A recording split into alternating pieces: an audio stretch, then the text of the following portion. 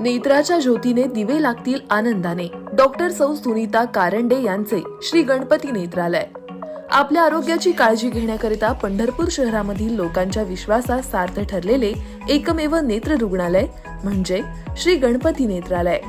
नेत्रालयातील उपलब्ध सुविधा: फेको मशीनद्वारे मोतीबिंदू ऑपरेशन, कॉम्प्युटरच्या सहाय्याने चष्म्याचा नंबर काढणे, मधुमेह व रक्तदाब रुग्णांची नेत्रपटेल तपासणी, काचबिंदू निदान व उपचार, बुबुळावरील काचोळ्याचे म्हणजेच पडद्याचे ऑपरेशन, लॅसिक मशीनद्वारे चष्म्याचा नंबर घालवणे, तसेच सर्व प्रकारच्या इन्शुरन्स कॅशलेस सुविधा उपलब्ध. चला तर मग डोळ्याच्या सर्व प्रकारच्या ऑपरेशनसाठी व उपचारासाठी अत्याधुनिक पद्धत निवडूया. एकदा श्री गणपती नेत्रालयाला भेट देऊया.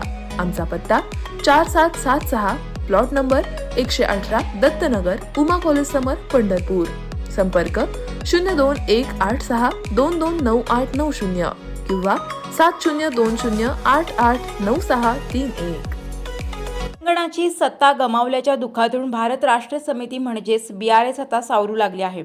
आगामी लोकसभा निवडणुकीच्या तयारीत BRSने लक्ष घातले आहे.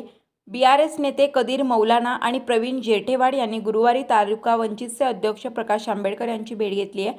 अकोल्यातल्या आंबेडकरांच्या यशवंत भवन या निवासस्थानी आंबेडकर आणि कदीर मौलाना तसेच जेठेवाड यांची 30 मिनिटांहून जास्त वेळ बंद दाराआड चर्चा झाली.